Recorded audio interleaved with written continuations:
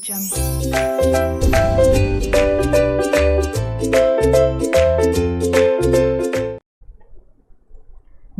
दोस्तों, राधे राधे। तो आज के वीडियो में अपन स्टार्ट करेंगे डबल टैक्सेशन रिलीफ चैप्टर का revision. Double taxation relief chapter काफ़ी ज़्यादा इंपॉर्टेंट है आपके कोर्स में। लगभग 6 to 8 मार्क्स का इस चैप्टर का वेटेज होता है। अब इस चैप्टर में क्वेश्चन तो सिंपल आता है, लेकिन इसमें ये दिक्कत ये है कि अगर आप एक भी गलती कर देते हो तो पूरा क्वेश्चन ही आपका गलत हो जाता है, लगभग आपके पूरे मार्क्स कट जाते हैं। तो ऐसी कोई भी गलती ना करो, इसके लिए मैं आपको कुछ स्पेशल पॉइंट्स और बताऊंगा इसमें, ताकि आपकी ऐसी कोई भी गलती ना हो और आपको इसमें पूरे के पूरे मार्क्स मिल सके। वो पॉइंट आपको किसी भी वीडियो में नहीं मिलेंगे, तो वो पॉइंट स्पेशली इस वीडियो में ज़रूर देखना कि क्या क्या चीज़ें इंस्टीट्यूट पूछता है, क्या क्या गलतियाँ हो जाती हैं, वो सब चीज़ें अपन यहाँ डिस्कस करेंगे। तो स्टार्ट करते हैं सबसे पहले डबल टैक्सेशन रिलीफ का बेसिक। डबल टैक्सेशन का मतलब होता है जब एक इनकम पे 2 बार टैक्स लग जाता है, वो होता है double taxation. Types of double taxation, 2 तरह के डबल टैक्सेशन होते हैं। एक होता है इकोनॉमिक डबल टैक्सेशन, एक होता है ज्यूरिडिकल डबल टैक्सेशन।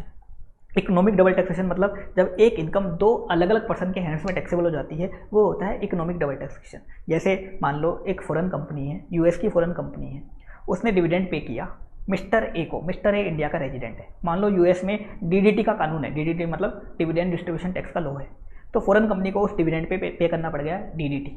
अब इंडिया में जो डिविडेंड मिला मिस्टर ए को मिला, इंडिया में मिस्टर ए को उस इनकम पे टैक्स देना पड़ गया। एक डिविडेंड की इनकम पे एक तो फॉरेन कंपनी को डीडीटी देना पड़ गया और मिस्टर ए को इंडिया में टैक्स देना पड़ गया। एक इनकम पे 2 अलग अलग पर्सन को टैक्स देना पड़ गया। ये होता है इकोनॉमिक डबल टैक्सेशन। अगर इकोनॉमिक डबल टैक्सेशन होता है तो इसकी कोई भी रिलीफ नहीं मिलती, किसी भी एक्ट में या किसी भी टैक्स लॉ में इसकी कोई भी रिलीफ नहीं मिलती। नो डबल टैक्सेशन रिलीफ होती है अगर इकोनॉमिक डबल टैक्सेशन हो जाए तो।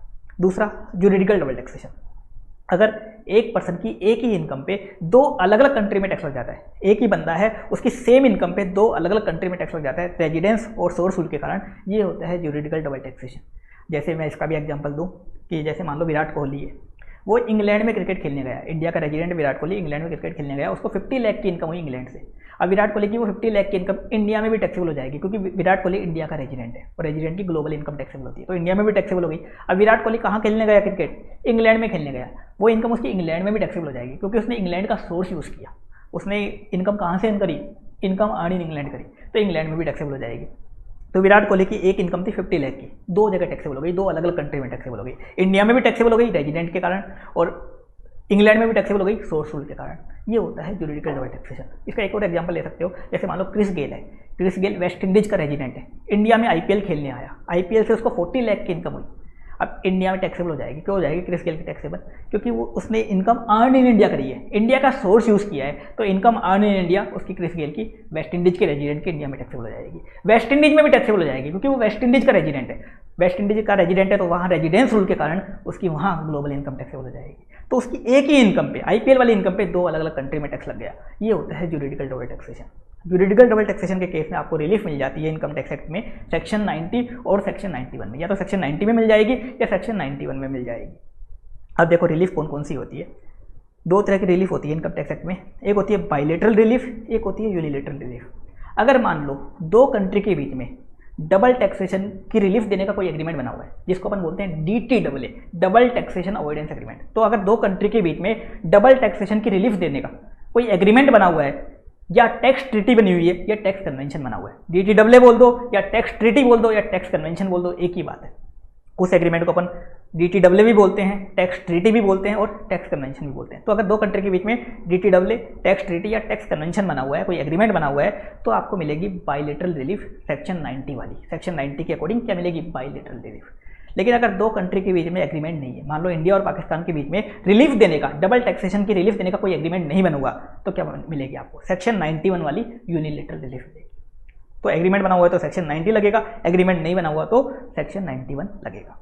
अब सबसे पहले अपन देख रहे हैं सेक्शन 90 की बायलैटरल रिलीफ। बायलैटरल रिलीफ क्या होती है? 2 कंट्री के बीच में एग्रीमेंट बना हुआ होता है तो मिलती है। तो इसमें सबसे इंपॉर्टेंट क्या चीज़ है? एग्रीमेंट। एग्रीमेंट मतलब double taxation avoidance agreement, DTAA। तो डबल टैक्सेशन अवॉइडेंस एग्रीमेंट के बारे में यहाँ बता रखा है सेक्शन 90 में, बायलैटरल रिलीफ के बारे में।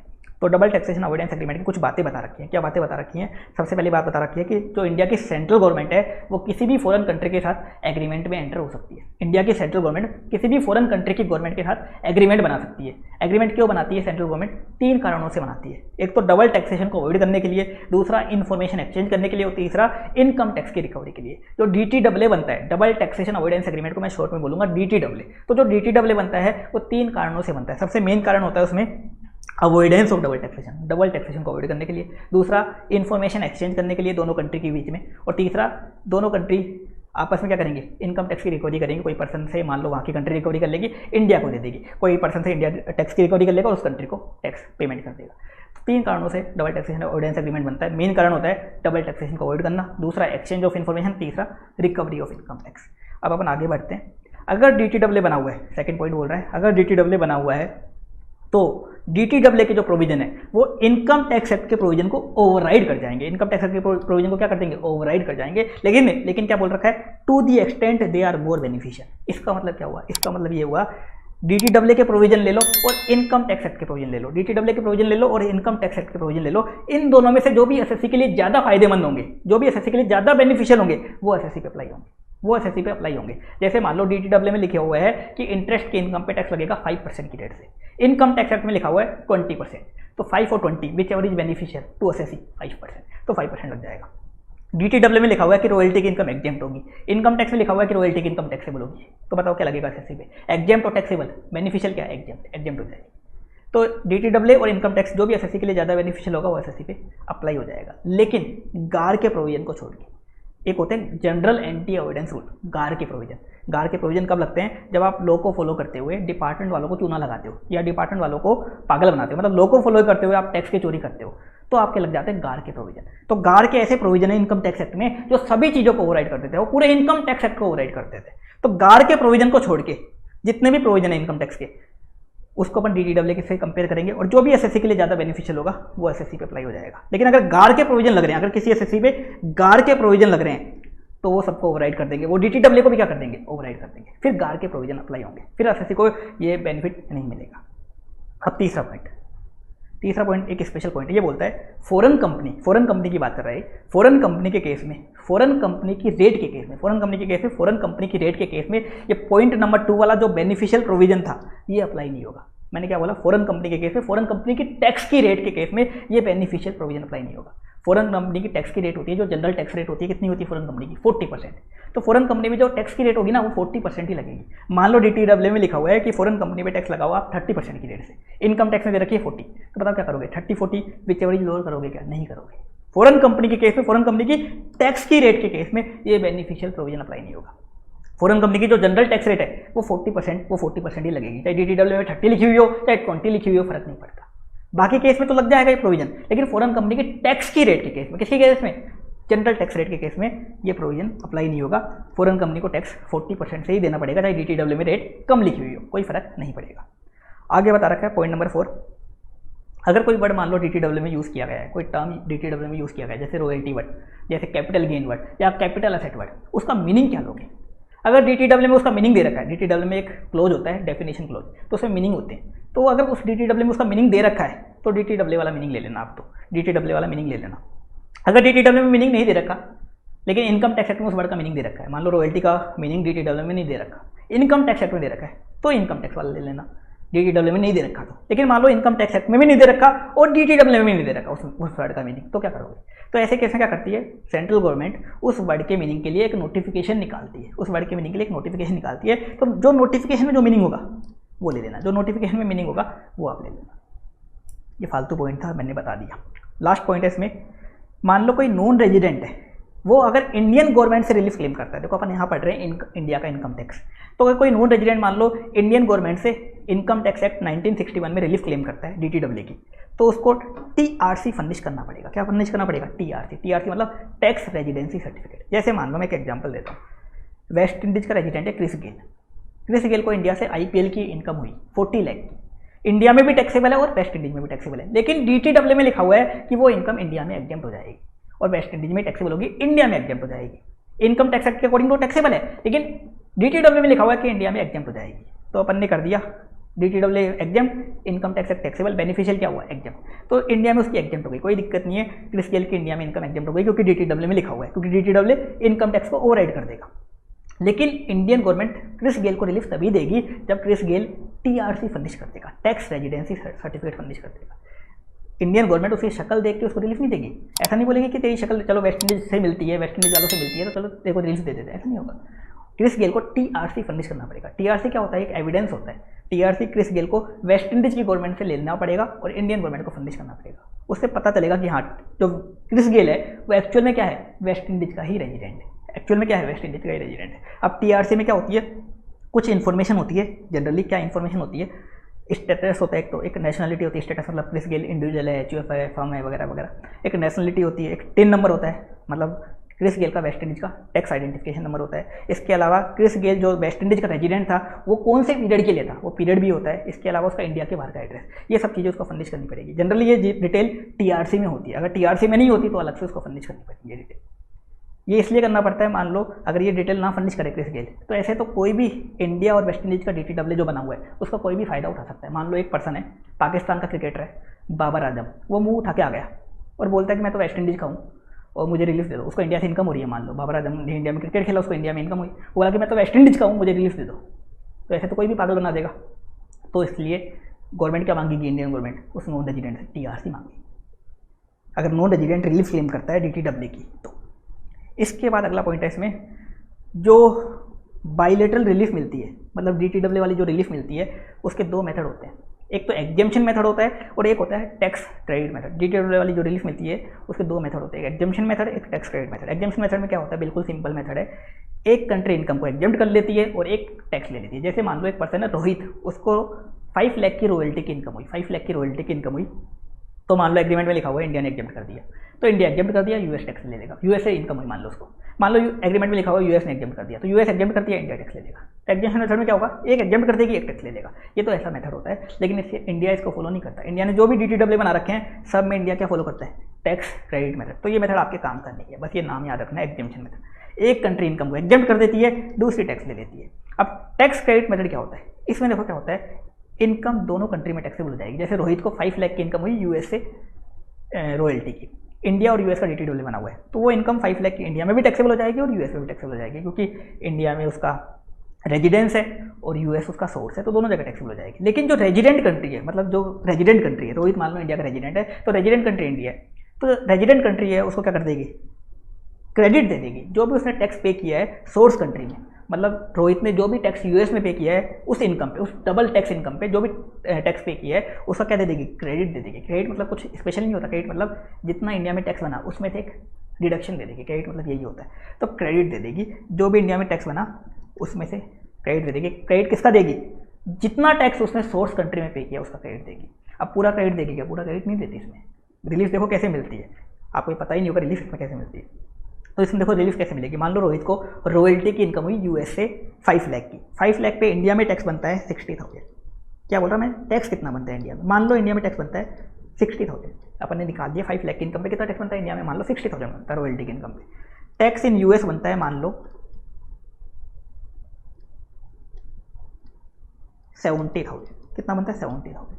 तो क्रेडिट ऐसा नहीं कि पूरे 70,000 का दे देगी, लिखा हुआ तो ये है कि क्रेडिट दे देगी उसको कितना, जितना टैक्स उसने सोर्स कंट्री में पे किया है 70,000, लेकिन 70 का नहीं देती क्रेडिट। एक रूल है, रूल 128 इनकम टैक्स एक्ट का एक रूल है, इनकम टैक्स रूल्स का एक रूल है, रूल 128। ये बोलता है पूरा क्रेडिट नहीं मिलता। कितना क्रेडिट मिलेगा, जितना टैक्स उस इनकम पे, जो इनकम दोनों जगह टैक्सेबल होती है, उस इनकम में जितना टैक्स इंडिया में बन रहा है वो ले लो, और जितना टैक्स सोर्स कंट्री में या दूसरी कंट्री में बन रहा है वो ले लो। इन दोनों का जो भी लोअर रहेगा, लोअर कितना आया 60,000 का क्रेडिट दे देगी। क्रेडिट मतलब एक तरीके से जितना टैक्स इंडिया में, मान लो इंडिया में उसकी टोटल इनकम निकालेंगे, टोटल टैक्स बनेगा, उस टोटल टैक्स में से इतना रिलीफ दे देगी उसको, इतना रिलीफ मिल जाएगा। कितने का मिलेगा, 60 का, पूरे 70 का नहीं मिलेगा। यूएस में उसने 70 का टैक्स पे किया इस इनकम पे, रॉयल्टी की इनकम पे, लेकिन कितना मिलेगा, लोअर करेंगे। इंडिया में कितना टैक्स बन रहा है उस इनकम में वो लेंगे, और यूएस में कितना बन रहा है वो लेंगे और उनका लोअर करेंगे। अब ये लोअर कैसे करते हैं ये आपको सेक्शन 91 जब अपन करेंगे उसमें और डिटेल में समझ में आ जाएगा, उसमें मैं आपको और डिटेल में समझा दूंगा, और इन दोनों का फर्क भी बता दूंगा कि सेक्शन 90 और 91 में कैलकुलेशन में क्या फ़र्क है वो और बता दूंगा। तो कभी भी अगर सेक्शन 90 का क्वेश्चन आ जाए रिलीफ कैलकुलेशन का, वैसे आता कम है, सेक्शन 91 का ज़्यादा आता है, 90 का आ जाए तो अपन को कैसे निकालनी है रिलीफ, टैक्स क्रेडिट मेथड। अपन को ये रिलीफ का फॉर्मूला लगाना है, टैक्स इन इंडिया और tax in foreign which ever India, यही लगाना है आपको। ये एग्जामिनेशन मेथड मत लगा देना, ये इंडिया फॉलो नहीं करता, क्वेश्चन में लिख के नहीं देगा, लेकिन फिर भी आपको क्या लगाना है, यही लगाना है, ये दिमाग में फिट कर लेना। तो ज़्यादा होशियारी मत दिखाना वहाँ पे, आपको टैक्स क्रेडिट मेथड ही आपको यहाँ वहाँ लगाना है अगर आपको मार्क्स चाहिए तो। अब अपन आते हैं आगे, unilateral relief section 91। Bilateral relief अपन ने देख ली, उसमें देख लिया अपन ने एग्रीमेंट में क्या क्या चीज़ें होती हैं, और किस मेथड से आपको रिलीफ मिलती है अगर एग्रीमेंट बना हुआ होता है। 2 मेथड होते हैं, वो अपन ने देख लिया। अब देख रहे हैं section 91 unilateral relief.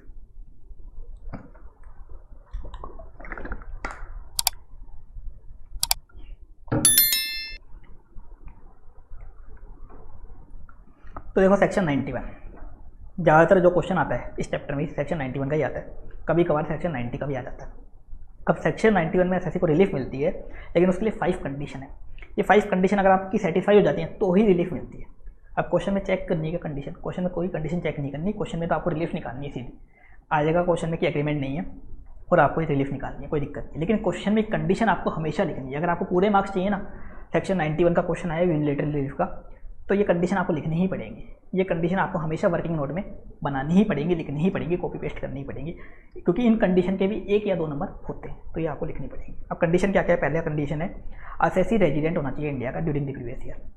Unilateral relief जो मिलती है ओनली रेजिडेंट एसएससी को मिलती है, क्योंकि इंडिया का दूसरी कंट्री के साथ एग्रीमेंट ही नहीं है। एग्रीमेंट ही नहीं है तो इंडियन गवर्नमेंट उस कंट्री के बंदे को रिलीफ क्यों देगी? उस कंट्री का जो रेजिडेंट है उसको रिलीफ क्यों देगी? मान लो इंडिया पाकिस्तान का एग्रीमेंट नहीं है, तो इंडियन गवर्नमेंट पाकिस्तान के बंदे को रिलीफ क्यों देगी? ऊपर तो इंडिया का यूएस के साथ एग्रीमेंट था मान लो, तो इंडियन गवर्नमेंट इंडिया वालों को भी रिलीफ देती है, और अगर एग्रीमेंट में लिखा हुआ है इनकम एग्जेम्प्ट है इंडिया में, तो कोई यूएस वाला है तो उसको भी रिलीफ देती है। जैसे अपन ने देखा था ना, क्रिस गेल वेस्ट इंडीज का था, वो भी रिलीफ क्लेम कर सकता है। लेकिन इस केस में ओनली रेजिडेंट बंदे को रिलीफ मिलती है, इंडिया के रेजिडेंट को ही रिलीफ मिलेगी। यहाँ पे बाहर वाले लोग को रेजिडेंट रिलीफ यहाँ नहीं मिलेगी। दूसरा, उस बंदे को इनकम इंडिया के बाहर से होनी चाहिए। अगर इनकम इंडिया में ही हो रही है उस बंदे को, तो डबल टैक्सेशन होगा ही कैसे? बाहर की इनकम होगी तभी तो होगा डबल टैक्सेशन, तो उस बंदे को इनकम बाहर से होनी चाहिए। तीसरा कंडीशन, वो इनकम उस फॉरेन कंट्री में टैक्सेबल भी होनी चाहिए। मान लो एक बंदा है रोहित, उसको पाकिस्तान से इनकम हो रही है, इंडिया पाकिस्तान का ड्यूटी डॉलर नहीं बना हुआ, अगर पाकिस्तान में इनकम मान लो टैक्सेबल है ही नहीं, तो डबल टैक्सेशन होगा ही कैसे? पाकिस्तान में मान लो टैक्सेबल है ही नहीं, खाली इंडिया में टैक्सेबल है, तो सिंगल टैक्सेशन हुआ तो बात ही खत्म। तो वो इनकम वहाँ टैक्सेबल भी होनी चाहिए। अगली कंडीशन, एसएससी उस इनकम पे टैक्स पे कर चुका होना चाहिए। एसएससी उस इनकम पे टैक्स कभी भी पे करे, चाहे करंट ईयर में करे चाहे नेक्स्ट ईयर में, बस टैक्स पे कर चुका होना चाहिए। और इसके बाद अगली कंडीशन है कि इंडिया और उस कंट्री का कोई भी रिलीफ वाला एग्रीमेंट सेक्शन 90 वाला नहीं होना चाहिए। अगर एग्रीमेंट है दोनों के बीच में तो सेक्शन 90 के अकॉर्डिंग रिलीफ मिलेगी, अगर एग्रीमेंट नहीं है तो ही यहाँ रिलीफ मिलेगी। तो इंडिया और उस कंट्री के बीच में एग्रीमेंट नहीं होना चाहिए, जिस कंट्री से इनकम हो रही है उस कंट्री के बीच में और इंडिया में एग्रीमेंट नहीं होना चाहिए रिलीफ वाला, सेक्शन 90 वाला। ये 5 कंडीशन है। अब देखो यहाँ रिलीफ कैसे निकलेगी, ध्यान से देखना। अब अपना काम का चीज़ें स्टार्ट होंगी। सबसे पहले आपको क्या करना पड़ेगा, क्वेश्चन जो आएगा रिलीफ नहीं पूछता, क्वेश्चन में पूछेगा कि एक एसएससी दे देगा आपको, इंडिया का बंदा दे देगा, रोहित, रिक्की, कोई भी दे देगा, और बोलेगा कि इसका नेट टैक्स पेबल निकालो, नेट टैक्स पेबल निकालो, ऐसे बोलेगा। अब नेट टैक्स पेबल निकालना है तो उसकी कैलकुलेशन देखो कैसे करनी है। रोहित की काफ़ी सारी आपको इनकम देगा, वो उस बंदे की जो इंडिया का रेजिडेंट है उसकी इनकम देगा, इंडिया वाली इनकम भी देगा और फॉरेन कंट्री की इनकम भी देगा। पाकिस्तान से इनकम हो रही है तो पाकिस्तान की इनकम भी देगा, यूएस से इनकम हो रही है यूएस की इनकम भी देगा, वो इनकम देगा उसको। अब देखो उस बंदे का आपको डिटेल देगा, इंडिया की इनकम, इंडिया के बाहर की इनकम भी देगा उसको। अब देखो रेजिडेंट बंदा है वो, क्योंकि रेजिडेंट की रिलीफ निकलवाएगा और रेजिडेंट की रिलीफ मिलती है सेक्शन 91 जो है, इसमें रेजिडेंट को ही रिलीफ मिलती है, तो रेजिडेंट देगा। रेजिडेंट की इंडिया में क्या होती है, ग्लोबल इनकम टैक्सेबल होती है। सीए इंटर में भी आपने पढ़ रखा है, रेजिडेंट की चाहे इनकम इंडिया में अर्न हुई हो चाहे इंडिया के बाहर हुई हो, इनकम अर्न इन इंडिया भी टैक्सेबल होती है, इनकम अर्न आउटसाइड इंडिया भी टैक्सेबल होती है, इनकम रिसीव्ड इन इंडिया भी टैक्सेबल होती है, इनकम रिसीव्ड आउटसाइड इंडिया भी टैक्सेबल होती है। तो उसकी सारी इनकम अपन यहाँ इंडिया में टैक्सेबल कर देंगे। तो अपन को सबसे पहले क्या निकालेंगे, अपन उस बंदे की इंडिया में टोटल इनकम निकालेंगे, जिसको अपन टैक्सेबल इनकम भी बोलते हैं, और उस बंदे का इंडिया में टोटल टैक्स निकालेंगे। टोटल इनकम और टोटल टैक्स निकालेंगे। कैसे निकालेंगे, उस बंदे की इंडिया में जो इनकम दे रखी है, salary, house property, business, capital gain, other source, कोई भी हेड की इनकम दे देगा वो सारी ले लेंगे। फॉरेन की जो भी इनकम दे रखी है, salary, house property, business, capital gain, other source, royalty वगैरह की जो भी इनकम दे रखी है वो ले लेंगे। इंडियन इनकम ले लेंगे, फॉरेन इनकम, क्योंकि सारी इनकम उसकी टैक्सेबल हो जाएंगी, जो भी टैक्सेबल है वो सारी ले लेंगे। आ जाएगी उसकी gross total income, gross total income निकाल लेंगे उसकी। उसमें से अपन चैप्टर 6 के जो डिडक्शन होते हैं, चैप्टर 6 के डिडक्शन अपन लेस कर देंगे, ये आ जाएगी उसकी टोटल इनकम। टोटल इनकम बोल दो या टैक्सेबल इनकम बोल दो, एक ही बात है। कुछ लोग टोटल इनकम बोलते हैं, कुछ टैक्सेबल इनकम बोलते हैं। ये आ गई। उसके बाद टोटल इनकम या टैक्सेबल इनकम निकालने के बाद इस टोटल इनकम पे अपन टैक्स निकाल देंगे, इंडिया में टैक्स निकाल देंगे पूरा का पूरा, इंडिया में टैक्स निकाल देंगे। यहाँ क्वेश्चन आता है आपके इंडिविजुअल के, इंडिविजुअल पे लगता है स्लैब, स्लैब लगा के टैक्स निकाल देंगे। अगर उस बंदे पे सरचार्ज लगता है, अगर उसकी इनकम एक लिमिट को क्रॉस कर रही है, जैसे 50 लाख से ज़्यादा इनकम हो रही है तो सरचार्ज भी लगेगा, तो सरचार्ज भी लगा देंगे। सरचार्ज का ध्यान रखना, क्योंकि गलती कर दोगे दिक्कत आ जाएगी। सरचार्ज अगर लगता है तो लगाना है, और सेस तो लगाना है ही, तो सरचार्ज सेस जोड़ के उसके टोटल टैक्स निकाल देंगे इंडिया में। टोटल टैक्स इंडिया में निकाल दिया, इसमें से उसको रिलीफ मिलेगी, इसमें से उसको डिडक्शन के रूप में रिलीफ मिलेगी। जितनी भी रिलीफ मिलेगी वो अपन लेस कर देंगे, उसका आ जाएगा नेट टैक्स पेएबल, कि इंडिया में उसका नेट कितना टैक्स पे करना है। अब रिलीफ की कैलकुलेशन अपन करेंगे वर्किंग नोट में।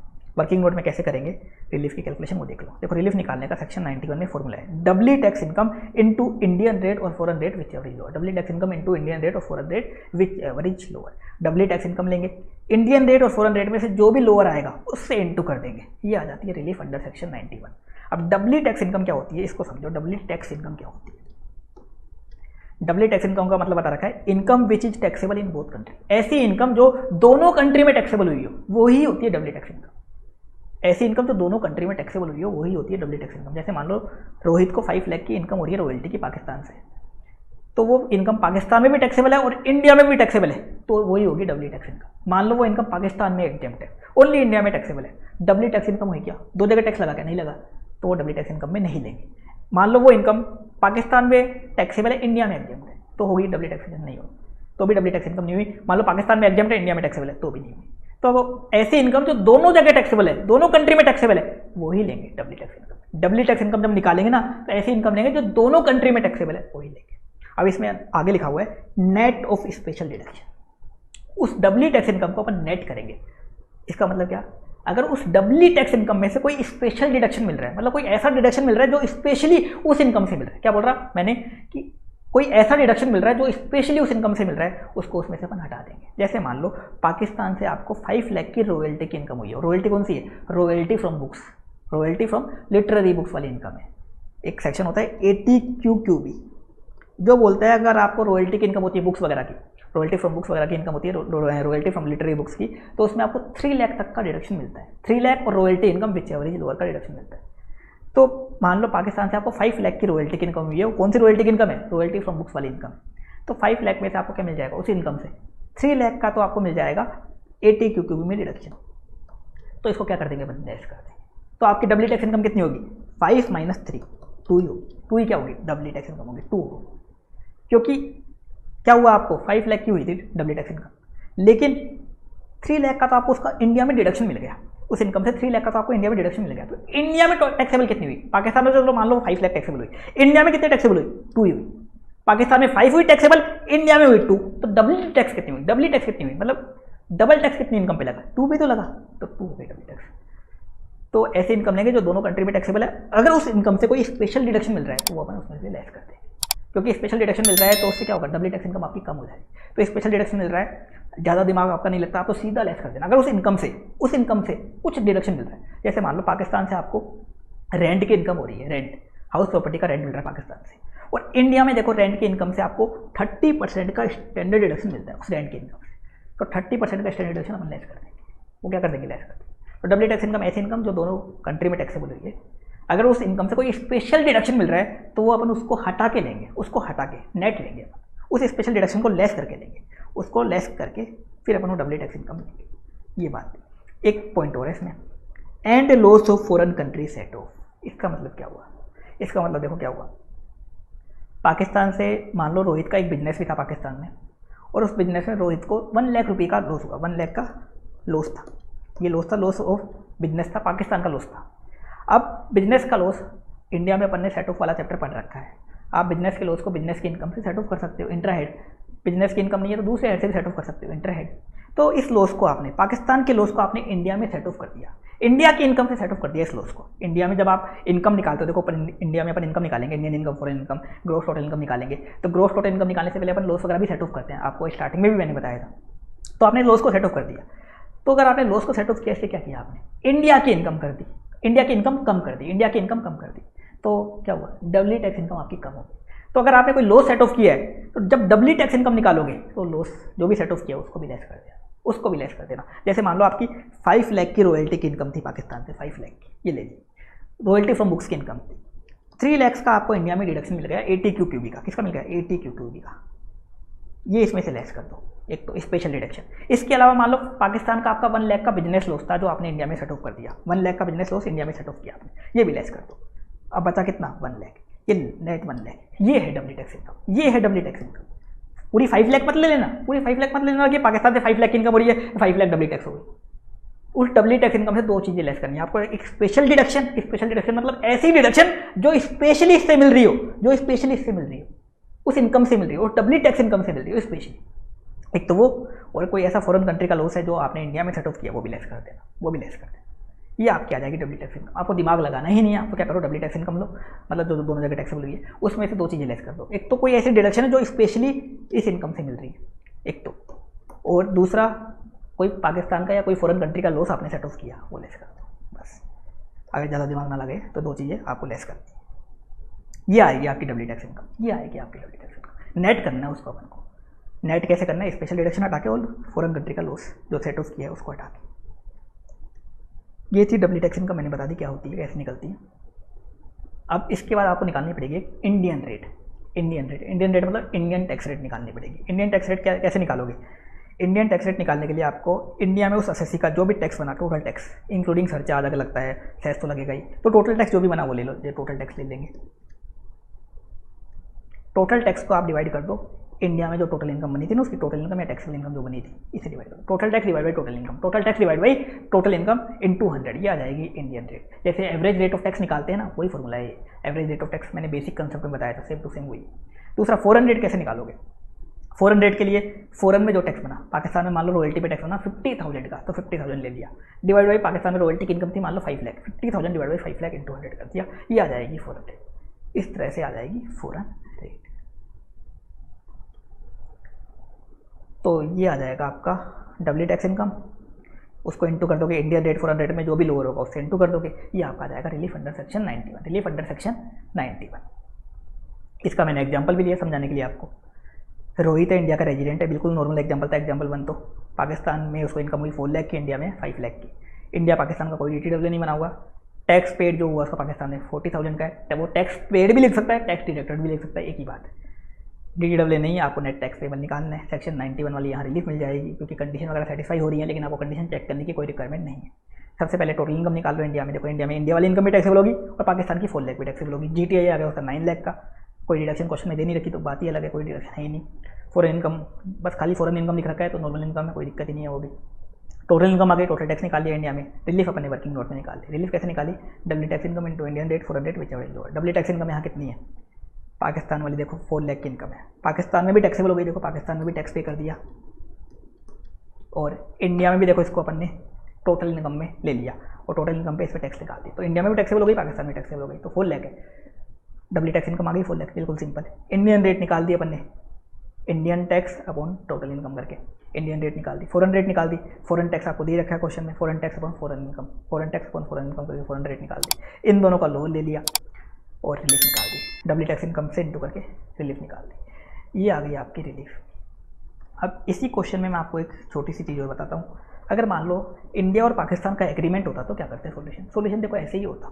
सोल्यूशन में आपको क्वेश्चन में पूछता हूँ नेट टैक्स पेबल निकालो। नेट टैक्स पेबल निकालो तो आप इस रोहित का इंडिया में आप टोटल इनकम निकाल लेते, टोटल टैक्स निकाल लेते। रिलीफ निकालते यहाँ पे रिलीफ अंडर सेक्शन 90, 91 की जगह क्या लिखते? सेक्शन 90 लिखते और नेट टैक्स निकालते। अब रिलीफ अंडर सेक्शन 90 कैसे निकलती है? टैक्स इन इंडिया और tax in foreign which ever lower. वहाँ पर टैक्स अमाउंट को कंपेयर करते हैं, यहाँ रेट को कंपेयर करते हैं, वहाँ टैक्स अमाउंट को कंपेयर करते हैं। आंसर चेंज नहीं होगा, सेम आंसर आएगा। देखो कैसे आएगा, कैसे आएगा देखो। डब्ल्यू टैक्स इनकम कितनी है आपकी? 4 लाख। ऐसी इनकम कौन सी है जिसमें दोनों कंट्री में टैक्स लगा है? 4 लाख है। 4 लाख पाकिस्तान से इनकम हो रही है, वो इंडिया में भी टैक्सेबल है, पाकिस्तान में भी टैक्सेबल है, यहाँ कोई डिडक्शन भी नहीं है स्पेशल वगैरह कोई भी नहीं है, तो 4 लाख। अब देखो 4 लाख पे इंडिया में देखो कितना टैक्स बनता है? 4 लाख पे 4 लाख है, इंडिया में देखो टैक्स कितना बनता है? इंडिया में आपको स्लैब लगा के टैक्स नहीं निकालना, देखो टैक्स रेट निकाल के टैक्स निकालना है। इंडिया में देखो टैक्स रेट क्या है एसएससी की? 10.689%। 10.689%, क्योंकि इंडिविजुअल है, इंडिविजुअल की कोई फिक्स रेट नहीं होती, इंडिविजुअल पे स्लैब लगता है ना, तो इसलिए अपन को ऐसे एवरेज रेट निकालनी पड़ती है। कंपनी के केस में तो देखो रेट है 30%, फर्म के केस में 30% है वो वहाँ पे रेट, लेकिन इंडिविजुअल के केस में कभी भी ऐसी फिक्स रेट नहीं होती। और क्वेश्चन आपका आएगा इंडिविजुअल का, तो देखो अपने रेट निकाल ली इंडियन रेट 10.689%, तो 10.689% कर देंगे इसको। ये आ गया tax in India, tax in India आ गया। जो इनकम दोनों जगह टैक्सेबल है उस पर इंडिया में कितना टैक्स बना? टैक्स इन इंडिया आ गया। अब निकाल दो टैक्स इन पाकिस्तान। पाकिस्तान में देखो कितना बना? 4 लाख की इनकम है और टैक्स यहाँ दे रखा है, वैसे देखो 10% रेट है, 10% इंटू करोगे तो 40,000 आ जाएगा, लेकिन क्वेश्चन में दे ही रखा है tax paid in Pakistan 40,000। Royalty income कितना है? 40,000 दे रखा है, तो निकालने की जरूरत ही नहीं है, सीधा लिख दो टैक्स इन पाकिस्तान 40,000। तो टैक्स इन इंडिया और tax in Pakistan which ever use करोगे, तो इंडिया में देखो टैक्स कितना बना? 4 लाख इंटू 0.10689, ये है 42,756 और 40,000। लोअर क्या आएगा दोनों का? 40,000 ही आएगा लोअर, टैक्स इन इंडिया और टैक्स इन पाकिस्तान। तो रिलीफ कितनी मिलेगी 40,000 की। देखो इसमें भी रिलीफ 40,000 मिली, सेक्शन 91 में भी, और 90 में भी कितनी मिली 40, 90 में भी कितनी मिली 40। बस यहाँ पे अमाउंट निकाल के कंपैरिजन कर देते हैं। क्वेश्चन में प्रेजेंटेशन करो, अगर सेक्शन 90 का क्वेश्चन आ जाए तो कुछ फर्क नहीं है, रेट आपको निकालनी पड़ेगी, इंडियन रेट निकालनी पड़ेगी, फिर आपको निकालना पड़ेगा इंडिया में कितना टैक्स बनता है उस डब्ल्यू टैक्स इनकम पे, टैक्स इन इंडिया, और उसको कंपेयर कर दो टैक्स इन फॉरेन कंट्री, दोनों का लोअर ले लो, दोनों का क्या ले लो लोअर ले लो बस। तो आंसर सेम ही रहेगा, कोई फर्क नहीं पड़ेगा, और प्रेजेंटेशन चेंज हो जाती है, प्रेजेंटेशन थोड़ी सी चेंज हो जाती है, ये बात भी ध्यान रखना।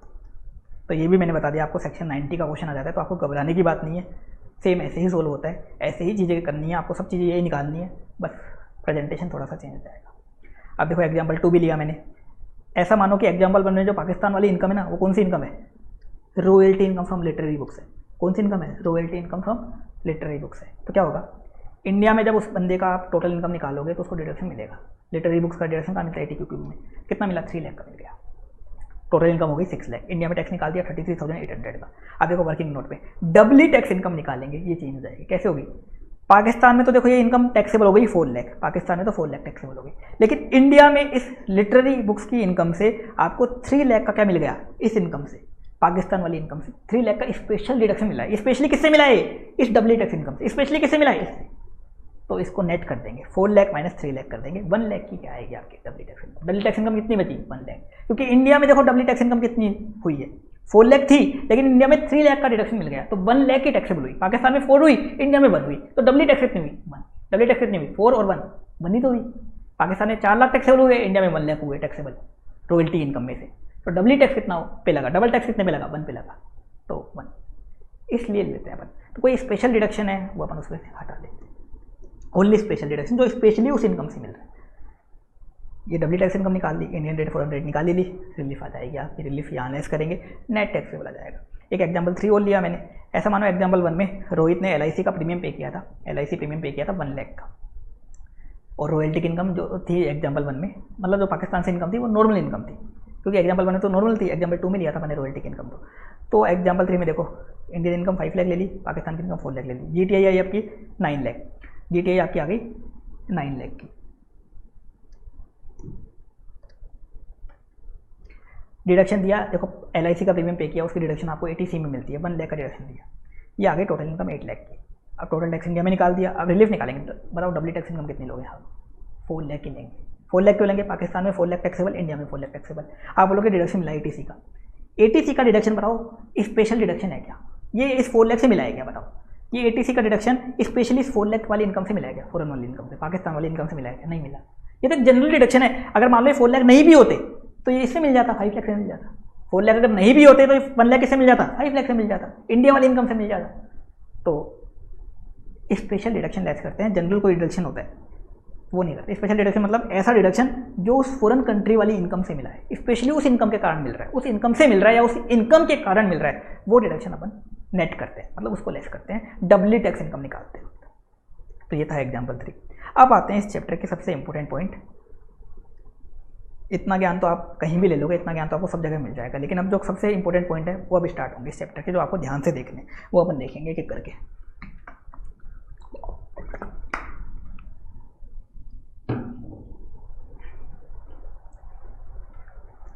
अब देखो सबसे पहले जो फर्स्ट पॉइंट है स्पेशल पॉइंट में, अगर आपको इनकम एक से ज़्यादा फॉरेन कंट्री से हो रही है तो क्या करोगे। जैसे क्वेश्चन जो आता है या तो एक फॉरेन कंट्री का आता है या 2 फॉरेन कंट्री का आता है, 2 से ज़्यादा का आज तक क्वेश्चन नहीं आया, आता भी है तो भी कोई दिक्कत नहीं है। अगर एक से ज़्यादा फॉरेन कंट्री से आपको इनकम हो रही है, मान लो एक पर्सन रोहित, उसको पाकिस्तान से भी इनकम हो रही है, US से भी इनकम हो रही है, UK से भी हो रही है मान लो, या मान लो रोहित को कंट्री X और कंट्री Y 2 कंट्री से इनकम हो रही है, तो ऐसे केस में क्या करोगे। तो ऐसे केस में जो भी कंट्री की रिलीफ निकालोगे ना आप, हर कंट्री की रिलीफ सेपरेटली निकलेगी। कंट्री X की रिलीफ अलग निकालोगे, कंट्री Y की रिलीफ अलग निकालोगे, मतलब कंट्री X से जो इनकम हो रही है उसकी रिलीफ अलग निकालोगे, कंट्री Y से जो इनकम हो रही है उसकी रिलीफ आप अलग निकालोगे। ऐसा नहीं कि दोनों फॉरेन कंट्री की इनकम को मर्ज कर दिया, दोनों की फॉरेन रेट एक निकाल ली और एक बार रिलीफ निकाल दी, दोनों की सेपरेटली कैलकुलेशन होगी। कैसे होगी, दोनों कंट्री की फॉरेन रेट आप सेपरेटली निकालोगे, दोनों कंट्री की डबल टैक्स इनकम जो हो रही है, डबली टैक्स इनकम, वो आप सेपरेटली निकालोगे, और उसके बाद फॉर्मूला लगा के दोनों की रिलीफ अलग अलग निकाल दोगे, और उसके बाद दोनों को मर्ज कर दोगे, दोनों को टोटल कर दोगे, दोनों रिलीफ को, और ये आएगी रिलीफ। कैसे होगी मैं इसको एग्जांपल से और समझा देता हूँ।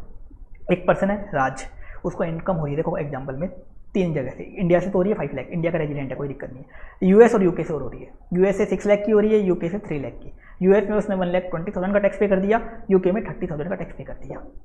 इंडिया यूएस और इंडिया यूके का कोई DTAA नहीं बना हुआ। DTAA बना हुआ तो भी ऐसे ही करते, नहीं बना हुआ तो भी ऐसे करेंगे। मैंने बता ही दिया, कोई फर्क नहीं होता, बस प्रेजेंटेशन का फर्क होता है, बाकी कोई फर्क नहीं होता। अब नेट टैक्स पेबल आपको निकालना है, तो देखो ऐसे केस में अपन ने क्या किया, सेम पहले तो टोटल इनकम इंडिया में निकाल दी। इंडिया में सारी इनकम टैक्सेबल हो जाएगी क्योंकि इंडिया का रेजिडेंट है वो। इंडिया यूएस यूके की सारी इनकम टैक्सेबल हो गई, टोटल इनकम निकाल दी। देखो यहाँ कोई डिडक्शन नहीं है, कोई दिक्कत नहीं है, टोटल टैक्स निकाल दिया इंडिया में। अब रिलीफ की कैलकुलेशन देखो कैसे करेंगे।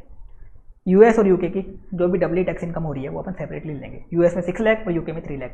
यूएस की देखो 6 लाख की इनकम है, यूके की 3 लाख की है, और दोनों इंडिया में भी टैक्सेबल हो रही है और वहाँ भी टैक्सेबल हो रही है, तो दोनों होगी डबली टैक्स इनकम, दोनों को सेपरेटली ले लिया। फॉरेन रेट अपन ने सेपरेटली निकाल दी, यूएस की अलग निकाल दी, यूके की अलग निकाल दी। इंडियन रेट तो एक ही निकलेगी, इंडिया में जो आप टोटल इनकम निकालोगे वो एक ही आएगी, इंडिया में टोटल टैक्स निकालोगे वो भी एक ही आएगा, तो इंडियन रेट तो एक ही निकलेगी। इंडियन रेट अपन ने निकाल दी।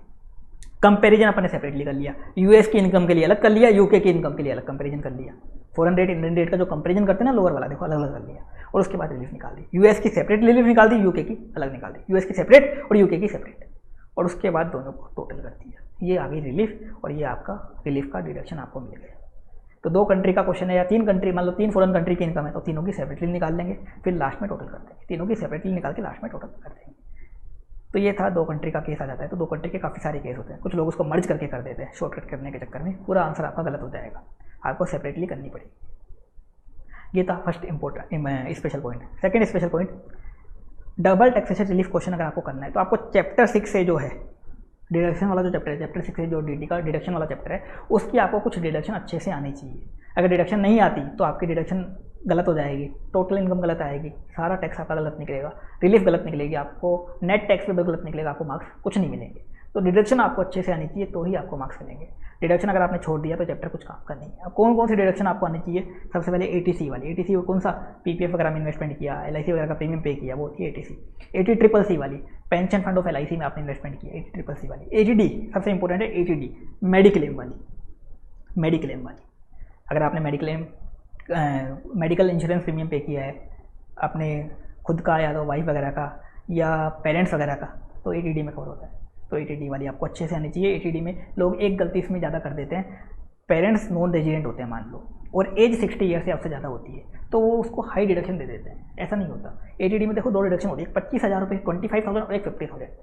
25,000 तो आपको मिल जाती है अगर आपकी एज 60 ईयर से कम है तो 25 मिलती है। 60 ईयर से उससे ज़्यादा है, 60 ईयर से उससे ज़्यादा है तो आपको 50,000 मिलती है। लेकिन 50,000 तब मिलती है अगर आप रेजिडेंट होते हो, मतलब आपके पेरेंट्स वगैरह रेजिडेंट है तो ही वो 50,000 मिलती है।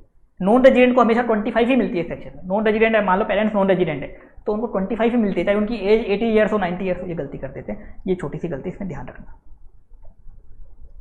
इसके अलावा ATDD भी आपको आनी चाहिए, छोटी सी इसमें डिडक्शन है ATDD। डिसेबल डिपेंडेंस का अगर आप मेडिकल ट्रीटमेंट करवाते हो, मेंटेनेंस करवाते हो, आपको एक फ्लैट डिडक्शन मिलती है। एक ATQQ भी तो आपको आनी ही चाहिए, रॉयल्टी फ्रॉम बुक्स वाली, royalty from books, royalty from literary books. इसमें आपको बुक्स की डिडक्शन मिलती है, न्यूज़पेपर जनरल की रॉयल्टी की डिडक्शन नहीं मिलती। ATRRB रॉयल्टी फ्रॉम पेटेंट वाली डिडक्शन आनी चाहिए। ATTTA TTB आनी चाहिए। ATTTA तो आपका है सेविंग अकाउंट का इंटरेस्ट। ATTTB जो है ये रेजिडेंट सीनियर सिटीजन को मिलता है, मतलब जो रेजिडेंट बंदे हैं और 60 ईयर से उससे ज़्यादा हैं उनको मिलता है TTB, सेविंग अकाउंट या FD का इंटरेस्ट। 50,000 की लिमिट होती है। ये डिडक्शन आपको अच्छे से आनी चाहिए, ये डिडक्शन आप अच्छे से पढ़ लेना तो ही इसका क्वेश्चन कर सकते हैं। अब तीसरा इंपॉर्टेंट पॉइंट, जब भी आप इंडिया में SSC का टैक्स निकालो ना, इंडिया में SSC का टैक्स निकालो, इंडिया का टैक्स निकालो SSC का, तो उसकी एज चेक कर लेना। एज चेक कर लेना। एज क्यों चेक कर लेना? आपको देखो पता है, अपन यहाँ इंडिया में टैक्स निकालेंगे, राज का, रोहित का टैक्स निकालेंगे तो इंडिया में देखो स्लैब अलग अलग होता है। अगर 60 ईयर से कम का पर्सन है, रेजिडेंट पर्सन 60 ईयर से कम का है जो इंडिविजुअल है, तो स्लैब लगता है 2,50,000 वाला। 60 ईयर से उससे ज़्यादा प्लस रेजिडेंट है तो स्लैब लगता है 3 लाख वाला। और 80 ईयर से उससे ज़्यादा है, मतलब सुपर सीनियर सिटीजन है, तो स्लैब क्या लगता है? 5 लाख का।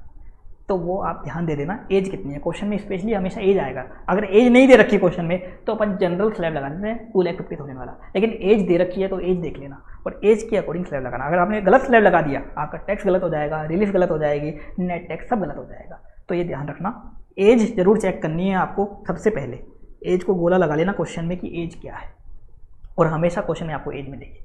अगला पॉइंट नंबर 4, ये पॉइंट एक स्पेशल पॉइंट है, कभी भी एग्जाम में आ सकता है। ये इलेक्टिव पेपर में तो काफ़ी आता है ये वाला point. Single foreign rate for each foreign country. एक फॉरेन कंट्री की एक ही फॉरेन रेट निकलेगी, एक फॉरेन कंट्री की एक ही फॉरेन रेट निकलेगी। मान लो आपको पाकिस्तान से इनकम हो रही है तो पाकिस्तान से की जो आप फॉरेन रेट निकालोगे वो एक ही होनी चाहिए, वो एक ही होगी। अगर क्वेश्चन में एक से ज़्यादा फॉरेन रेट दे रखी है, एक फॉरेन कंट्री की एक से ज़्यादा रेट दे रखी है, तो आपको उसको सिंगल कन्वर्ट करना पड़ेगा, सिंगल फॉरेन रेट में कन्वर्ट करना पड़ेगा। जैसे मैं आपको एक एग्जांपल दूँ, रोहित को पाकिस्तान से इनकम हो रही थी, मान लो डिविडेंड की इनकम फ्रॉम पाकिस्तान, पाकिस्तान से जो इनकम हो रही है वो बता रहा हूँ मैं, डिविडेंड की इनकम हो रही है, इंटरेस्ट की इनकम हो रही है मान लो, और रेंट की इनकम हो रही है, ये इनकम हो रही है।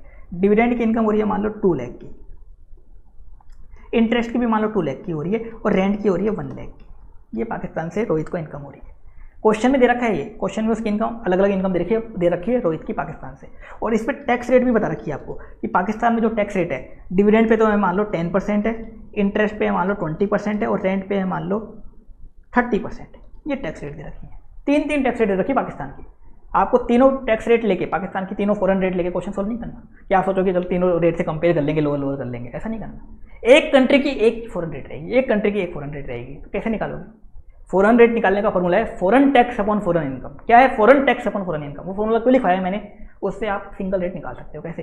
पूरा फॉरेन टैक्स कैलकुलेट कर लो और पूरी फॉरेन इनकम से डिवाइड कर दो। पूरा फॉरेन टैक्स कैलकुलेट कर लो, देखो यहाँ पे 2 लाख इंटू 10% 20,000, 2 लाख इंटू 20% 40,000, और 1 लाख इंटू 30% 30,000।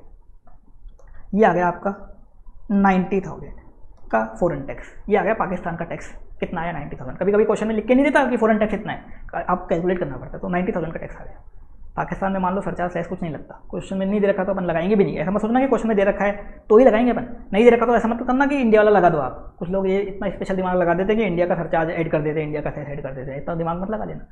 ऐसा नहीं होता कि हर कंट्री में एक सेस होता है, हर कंट्री में सरचार्ज होता है, उनकी अलग चीज़ें होती हैं। हाँ, वहाँ का दे रखा है क्वेश्चन में कि वहाँ भी सरचार्ज लगता है 10%, वहाँ भी एक सेस लगता है 1%, ऐसा कुछ दे रखा है तो लगा देंगे, बाकी कुछ नहीं। 90,000 का आ गया आपका फॉरेन टैक्स। अब फॉरेन की इनकम देखो कितनी है, 2 + 2 + 1 5 लाख डिवाइड बाई 5 लाख, ये आ जाएगी सिंगल फॉरेन रेट।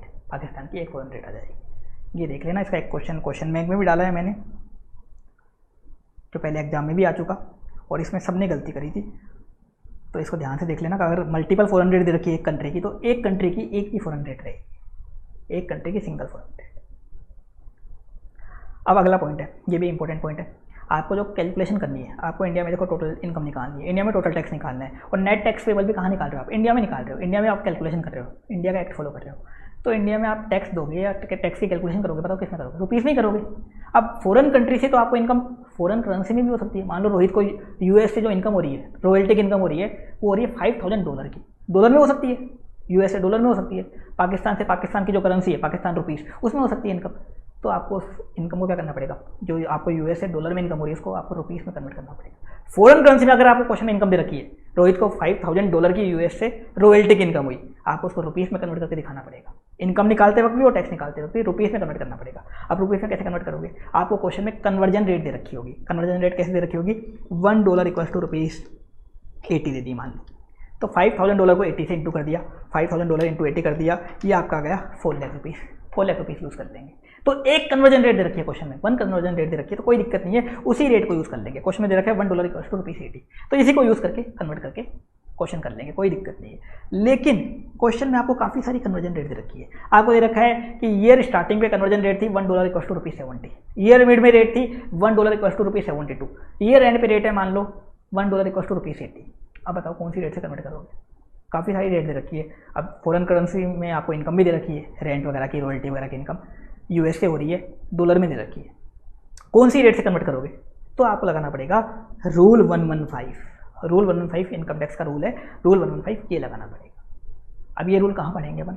ये जब आपका पूरा कोर्स हो जाएगा, लास्ट में एक एनेक्जर पढ़ाऊंगा मैं आपको, उसमें बता रखा है कि कौन सी इनकम को कैसे कन्वर्ट करते हैं, हाउस प्रॉपर्टी इनकम को कैसे कन्वर्ट करते हैं, पीजीबीवी की इनकम को कैसे कन्वर्ट करते हैं, सैलरी की इनकम को कौन सी रेट से कन्वर्ट करते हैं, मतलब कौन सी डेट की रेट से कन्वर्ट करते हैं।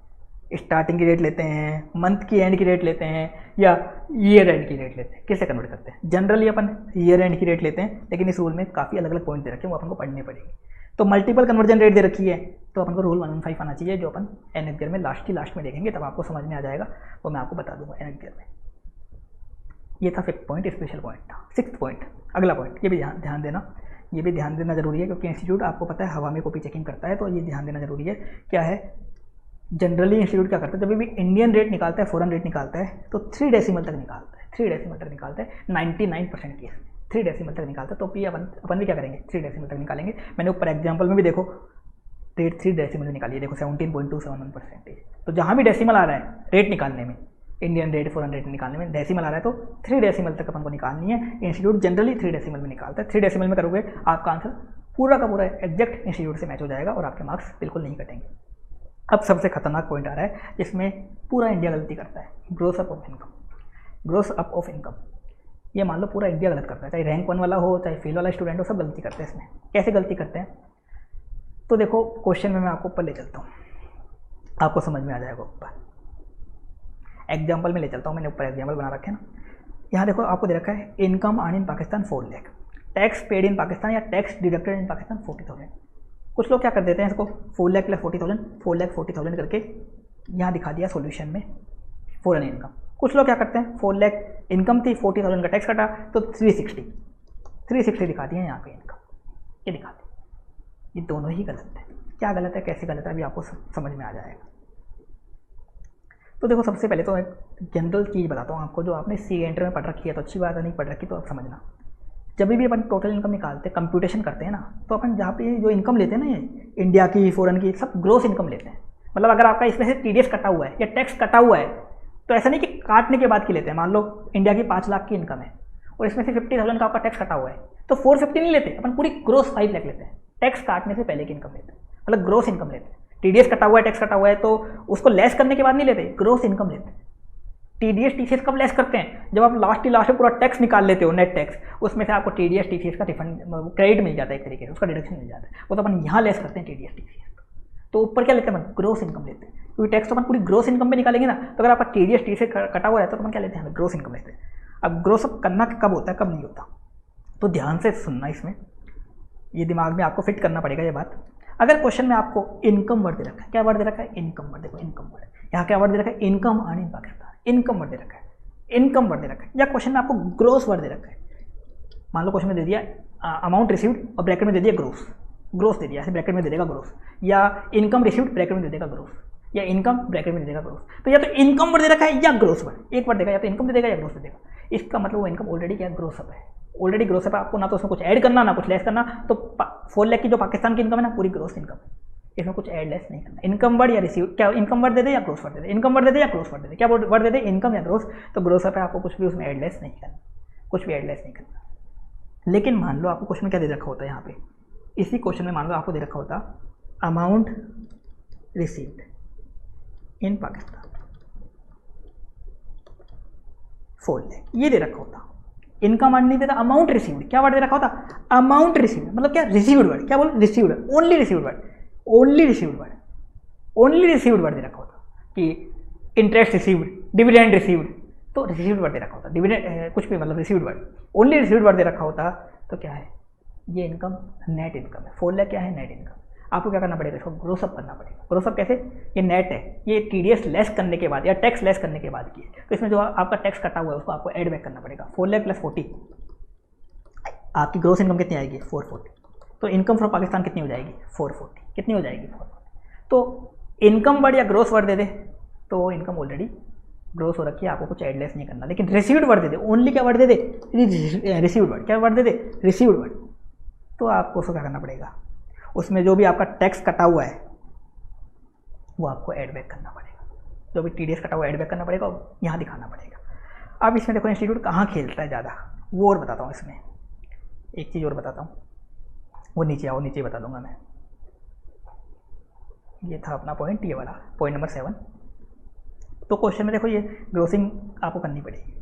अब फॉरेन इनकम के साथ तो इंस्टीट्यूट नहीं खेलता, फॉरेन इनकम पे खेलता भी है तो क्या करता है वो साफ लिख देता है कि amount received from Pakistan ₹4 lakh after deducting TDS of 40,000। तो अपन 4,40,000 ले लेंगे, इनकम ग्रोस कर देंगे। रिसीव्ड वर्ड दे दिया तो रिसीव्ड वर्ड दे दिया तो अपन ग्रोस कर देंगे। इनकम और ग्रोस वर्ड दे दे, ग्रोसिंग नहीं करना। लेकिन इसमें इंस्टीट्यूट कहाँ खेलता है? इंस्टीट्यूट देखो क्वेश्चन में एक लाइन देता है, dividend received from Indian company, बस इतना सा लिख के देता है। Dividend received from Indian company 90,000।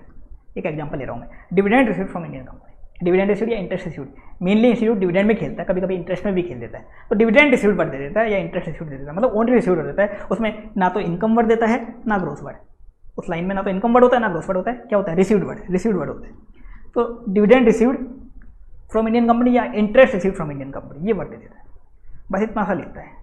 अब क्या करना पड़ेगा आपको? इसको ग्रोस करना पड़ेगा। इंडिया वाली इनकम के साथ खेलता है। इंडिया की इनकम है ये, तो इंडिया में टैक्सेबल होगी, इंडिया की इनकम है तो टैक्सेबल होगी इंडिया में।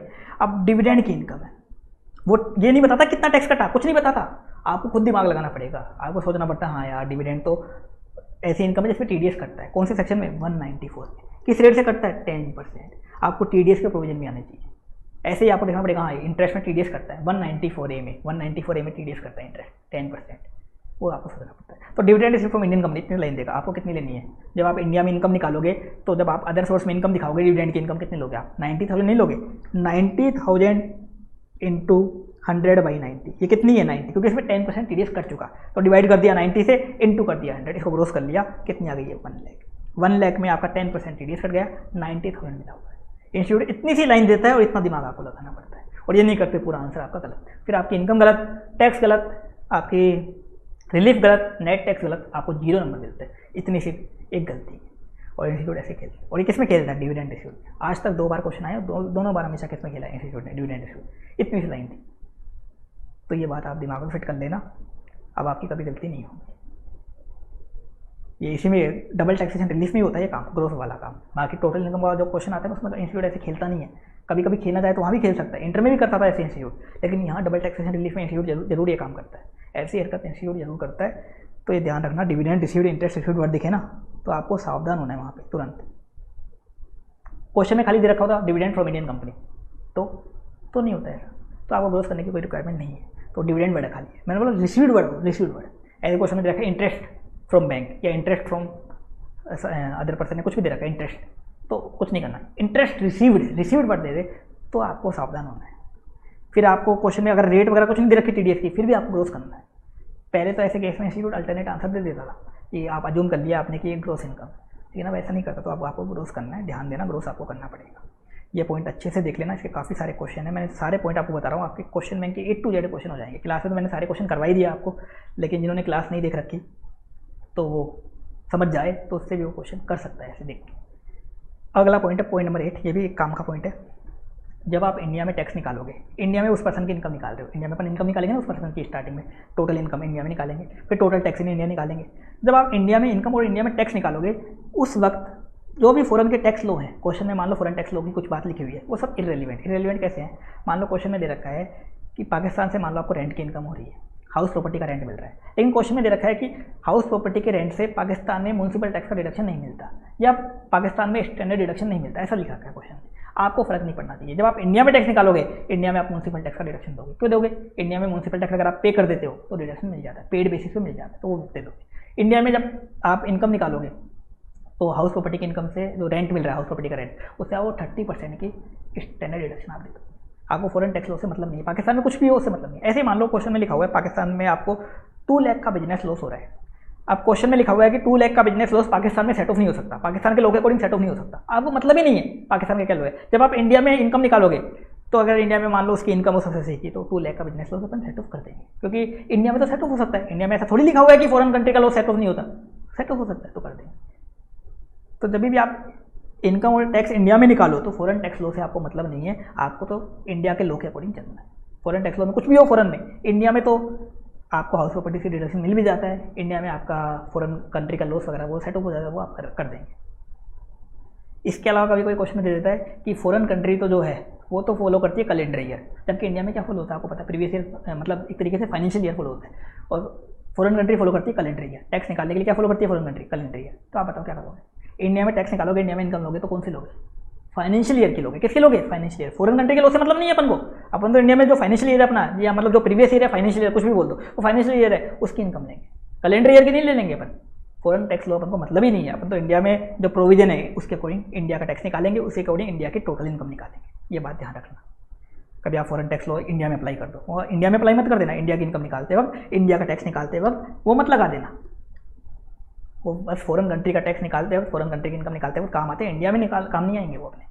और अगला पॉइंट है लास्ट पॉइंट, देखो आपके क्वेश्चन आएगा इंडिविजुअल का, यहाँ इंडिविजुअल का ही क्वेश्चन आता है। अब इंडिविजुअल के देखो 2 स्लैब लगते हैं, एक तो जनरल स्लैब आपको पता है 2,50,000 वाला, 60 ईयर्स की एज है तो 3 लाख वाला, 80 ईयर्स की एज है तो 5 लाख वाला, वो स्लैब तो आपको पता है जनरल स्लैब। जो फाइनेंस सेक्टर में दे रखा है। एक सेक्शन है इनकम टैक्स सेक्टर में दे रखा है special slab, special rate 115 BAC वाला स्लैब, पता हो तो आपको 115 BAC का स्लैब है ना, ऑप्शनल स्लैब। अब ये फॉलो करना है कि अपन को, देखो क्वेश्चन में कुछ नहीं दे रखा तो अपन वो जनरल स्लैब फॉलो करेंगे, जो 2.5 लाख 3 लाख 5 लाख वाला था वो फॉलो करेंगे। और क्वेश्चन में साफ लिख रखा है कि आप वो फॉलो करो, ये मत फॉलो करो, अजूम कि 115 BAC मत फॉलो करो, वही फॉलो करेंगे, कोई दिक्कत नहीं। लेकिन क्वेश्चन ने स्पेशली लिख दिया कि आपको 115 BAC फॉलो करना है। क्या लिख दिया स्पेशली कि फॉलो 115 BAC या अजूम असेसी फॉलो 115 BAC या अजूम असेसी ऑप्ट 115 BAC, तो लगाना है आपको 115 BAC। कब लगाना है? स्पेशली दे रखा हो तो ही लगाना है ये वाला स्लैब। ऐसे मत कर देना कि किसी क्वेश्चन में वो लगा दिया या किसी में ये लगा दिया, स्पेशली ये दे रखा हो तो ही लगाना है, स्पेशली ये दे रखा हो तो ही लगाना है। काफ़ी सारे लोग सोचते हैं कि 115 BAC में डिडक्शन वगैरह तो मिलती नहीं है तो सीधा लगा देते हैं, कुछ मेहनत करनी नहीं पड़ेगी, सीधी इनकम लेनी है और लगाना है, तो ऐसा मत कर देना, स्पेशली बोले तो ही लगाना है। 115 BAC लगाओगे तो अगर क्वेश्चन में मान लो 115 BAC दे रखा है कि 115 BAC फॉलो करो, ऐसा दे रखा है, तो आपके फ़ायदे हो जाएंगे। फ़ायदे क्या हो जाएंगे? आपको एज चेक करने का झंझट नहीं है, क्योंकि कोई भी एज हो उसका एक ही स्लैब है। 115 BAC में एक ही स्लैब है, कोई भी एज का सेक्टर, चाहे 80 साल का हो, चाहे 100 साल का हो, चाहे 60 साल का हो, चाहे 50 साल का हो।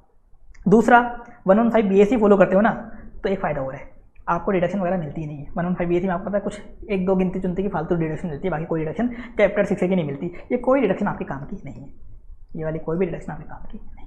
115 BAC में आपको पता है अगर 115 BAC का क्वेश्चन आ गया तो फायदा ही फायदा, डिडक्शन वगैरह दिमाग नहीं लगाना आपको, तो सीधा क्वेश्चन करना है, कोई डिडक्शन मिलेंगी नहीं। तो ये डिडक्शन की झंझट भी खत्म 115 BAC में। इसके अलावा 115 BAC में आपको पता है और भी चीज़ें त्यागनी पड़ती हैं। सैलरी में आपको स्टैंडर्ड डिडक्शन नहीं मिलता, सैलरी में आपको जो 50,000 का स्टैंडर्ड डिडक्शन होता है ना वो नहीं मिलता। इसके अलावा हाउस प्रॉपर्टी में अगर सेल्फ ऑक्यूपाइड प्रॉपर्टी होती है तो उसमें आपको जो इंटरेस्ट ऑन बोरोड कैपिटल का डिडक्शन मिलता है वो नहीं मिलता। ऐसे कुछ पॉइंट है वो आप सब 115 BAC में ऑलरेडी पढ़ चुके हो। तो 115 BAC फॉलो करते हो तो 115 BAC के प्रोविजन याद करना और उस अकॉर्डिंग फिर क्वेश्चन करना, ध्यान रखना। क्वेश्चन में लिखा हुआ है 115 BAC फॉलो करना है तो ही फॉलो करना है, साफ लिखा हुआ है तो ही, ज़्यादा दिमाग मत लगा देना। ये थे कुछ स्पेशल पॉइंट जो मैं आपको बताने वाला था, और ये स्पेशल पॉइंट अच्छे से देख लेना। ये देख लिया आपने तो कभी भी इसका क्वेश्चन गलत नहीं होगा। नहीं देखा, एक गलती करी आपके 6 से 8 नंबर जो हैं पूरे के पूरे चले जाएंगे, 0 मिलेंगे, ये मान लेना आप, कुछ नहीं मिलने वाला इसमें। और अगर आपको यकीन नहीं हो रहा तो हज़ारों सर्टिफाइड कॉपीज पड़ी हुई हैं इंटरनेट वगैरह पे, टेलीग्राम वगैरह पे, आप चेक कर लो क्या हो रखा है। डबल टैक्सेशन रिलीफ का क्वेश्चन सब लोग गलत कर रहे हैं, एक गलती करते हैं सब गलत करते हैं, रैंक 1 वाले भी गलत कर रहे हैं इसको, क्योंकि ये ऐसा पॉइंट आता है डिविडेंड रिसीव्ड वाला, ग्रोथ नहीं करते पूरा आंसर गलत हो जाता है। तो ये बात थी जो मैंने स्पेशली बताई, और इन पॉइंट को अच्छे से पढ़ना, ये 8-9 पॉइंट है, इनको बार बार पढ़ना, क्योंकि प्रोविजन तो आप कहीं भी देख लोगे, प्रोविजन के तो आपको हज़ारों वीडियो मिल जाएंगे, लेकिन ये स्पेशल पॉइंट जो मैंने बताए हैं ये यहाँ काम के हैं। अब यही एक स्पेशल चीज़ और बता देता हूँ मैं, एक चीज़ और बता देता हूँ सैलरी और हाउस प्रॉपर्टी के रिगार्डिंग, क्योंकि देखो सैलरी और हाउस प्रॉपर्टी का आपका पूरे इनकम टैक्स एक्ट में अलग से क्वेश्चन कभी नहीं आता, ना कभी आया, ना कभी आया था, ना कभी आया है और ना कभी आएगा। तो सैलरी हाउस प्रॉपर्टी का क्या होता है फिर? इसका जो पॉइंट आता है ना डबल टैक्सेशन रिलीफ के क्वेश्चन में आता है, और कहीं भी पॉइंट भी नहीं आता। मतलब एसएससी की इनकम दे रखी होती है आपको, सैलरी की कुछ इनकम या हाउस प्रॉपर्टी की इनकम, अब इसमें भी कोई डिटेल पॉइंट नहीं आता, छोटा सा पॉइंट आता है, लेकिन उसमें भी बच्चे गलती कर देते हैं। कैसे गलती कर देते हैं? आपको पता है सैलरी में एक होती है स्टैंडर्ड डिडक्शन, सैलरी की स्टैंडर्ड डिडक्शन होती है 50,000 की, और हाउस प्रॉपर्टी की स्टैंडर्ड डिडक्शन होती है 30% की। ये आपको पता है। हाउस प्रॉपर्टी में एक डिडक्शन और मिलती है, म्यूनसिपल टैक्स पेड अगर आप करते हो तो उसकी भी मिलती है, लेकिन इंटरेस्ट की भी मिलती है। इंटरेस्ट तो क्वेश्चन में आता नहीं है, फाइनल में नहीं आता, लेकिन जो आते हैं उसकी बात कर रहे हैं। तो सैलरी और हाउस प्रॉपर्टी, अब बच्चे गलती क्या करते हैं? देखो क्वेश्चन में देखो आपको वर्ड दे रखा है इनकम फ्रॉम सैलरी या हाउस प्रॉपर्टी, या आपको वर्ड दे रखा है income from salary house property computed. क्या दे रखा है? कंप्यूटेड। ये दो वर्ड दे रखे, इनकम फ्रॉम सैलरी या हाउस प्रॉपर्टी, या income from salary house property computed, ये दे रखे। इन दोनों का मतलब है, ये आपको इनकम निकाल के दे रखी है ना क्वेश्चन में, सैलरी और हाउस प्रॉपर्टी की, वो फाइनल निकाल के दे रखी है। आपको इसमें कुछ एड लेस नहीं करना, ऐसा नहीं कि आप सैलरी की इनकम में से 50,000 लेस कर दिया, हाउस प्रॉपर्टी में 30% और लेस कर दिया, या म्यूनसिपल टैक्स लेस कर दिया। ये निकली हुई इनकम है, ये ऑलरेडी निकली हुई इनकम है, इसमें आपको कुछ एड लेस नहीं करना। क्या वर्ड दे रखा है? इनकम फ्रॉम सैलरी या इनकम फ्रॉम हाउस प्रॉपर्टी, या क्या वर्ड दे रखा है? इनकम फ्रॉम सैलरी कंप्यूटेड या income from house property computed. Already निकली हुई इनकम है, आपको ना कुछ ऐड करना ना कुछ लेस करना, कोई भी स्टैंडर्ड डिडक्शन आपको लेस नहीं करनी। कर दोगे आपका आंसर गलत, मत कर देना इसमें लेस। ये ऑलरेडी इनकम उन्होंने निकाल के दे रखी है, आपको कुछ भी ऐड लेस नहीं करना। लेकिन क्वेश्चन में आपको वर्ड दे रखा है रेंट या रेंटल इनकम या बेसिक सैलरी या ग्रोस सैलरी, मैं सैलरी हाउस प्रॉपर्टी दोनों की बात कर रहा हूँ एक साथ, या पेंशन, पेंशन भी सैलरी का पार्ट होता है। ये वर्ड दे रखे हैं, ध्यान देना क्या, rent, rental income, basic salary, gross salary, pension. Rent, rental income, basic salary, gross salary, pension. इसका मतलब है ये इनकम निकाल के नहीं दे रखी, आपको निकालनी है। सैलरी की इनकम भी निकालनी है, हाउस प्रॉपर्टी की इनकम भी निकालनी है, निकाल के नहीं दे रखी। तो रेंट दे रखा है, रेंटल इनकम दे रखा है, तो हाउस प्रॉपर्टी की इनकम आपको निकालनी है। कैसे निकालनी है, रेंट, रेंटल इनकम दे रखा है। क्वेश्चन में आपको म्यूनसिपल टैक्स दे रखा है, तो जो भी म्यूनसिपल टैक्स पे किया वो लेस कर दो, 30% की स्टैंडर्ड डिडक्शन इसमें से लेस कर दो। क्वेश्चन में आपको basic salary, gross salary, pension क्या दे रखा है, basic salary, gross salary, pension. तो आप सैलरी की इनकम आपको निकालनी है। Basic salary, gross salary, pension ले लो, जो भी दे रखी है, कितनी भी टाइम की जो भी दे रखी है, पूरे टाइम की, पूरे साल की ले लो, और उसमें से लेस कर दो 50,000 का स्टैंडर्ड डिडक्शन। बस इतना ही होगा क्वेश्चन, फाइनल में इतना ही आता है, इसी लेवल का आता है। सैलरी हाउस प्रॉपर्टी का कुछ भी नहीं आता, और ये भी किस में आता है, डबल टैक्सेशन रिलीफ वाले क्वेश्चन में ही आता है। तो ये करना है। तो इनकम फ्रॉम सैलरी या income from salary computed, income from house property या income from house property computed word दे दे, वो निकली हुई इनकम है, कुछ एडलेस नहीं करना, कुछ एडलेस नहीं करना, कुछ एडलेस नहीं करना, कुछ एडलेस नहीं करना। लेकिन क्वेश्चन में क्या देते हैं आपको, rent, rental income, basic salary, gross salary, pension. Rent, rental income, basic salary, gross salary, pension, ये वर्ड दे दे, तो निकली हुई नहीं है, आपको निकालनी है। निकालनी है तो क्या करना है, ये आपने सी एंटर में पढ़ रखा है, याद कर लेना, अभी भी याद रख लेना।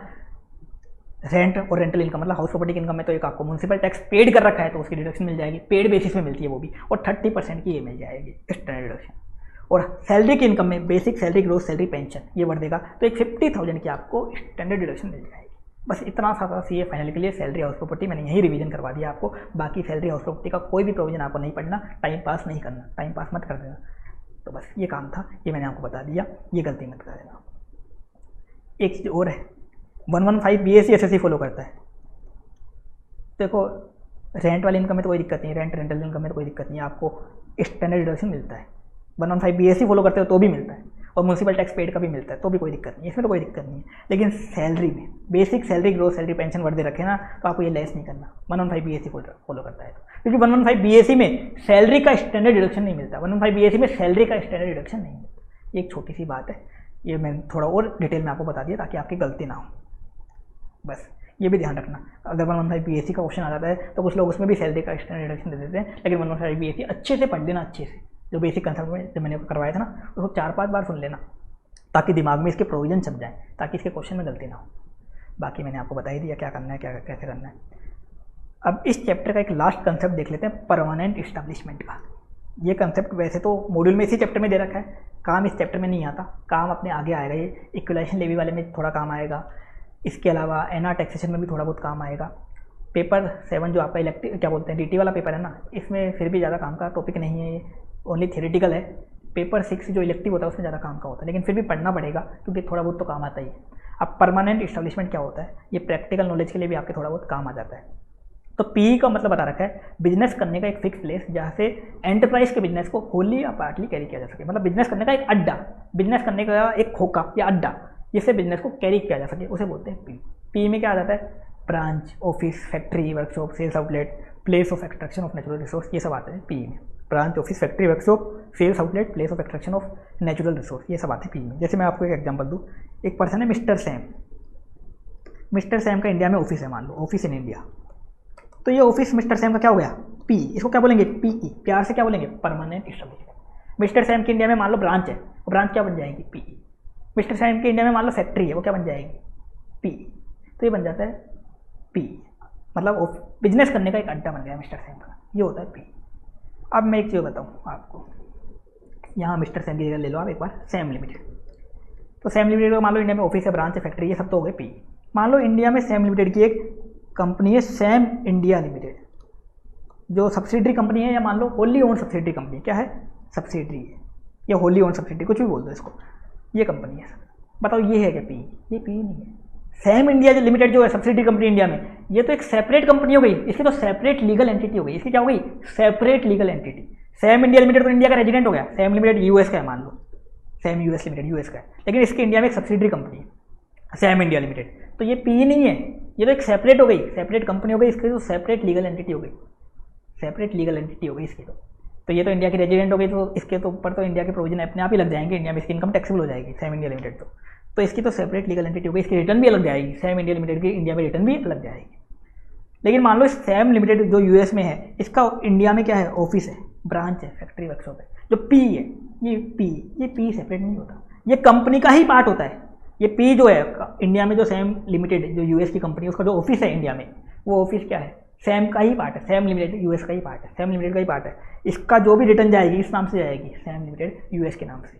ये ऑफिस जो होगा, ये जो पीई होगा मतलब ऑफिस ब्रांच जो होगी, वो रेजिडेंट नहीं बनेगी इंडिया की, वो इंडिया के लिए रेजिडेंट नहीं है, वो तो उसका बस एक बिजनेस करने का अड्डा है, बिजनेस करने का एक खोखा है, उस खोखे से वो बिजनेस कर रहा है, वो रेजिडेंट नहीं बनेगी, वो इस कंपनी पे ही क्या है डिपेंडेंट।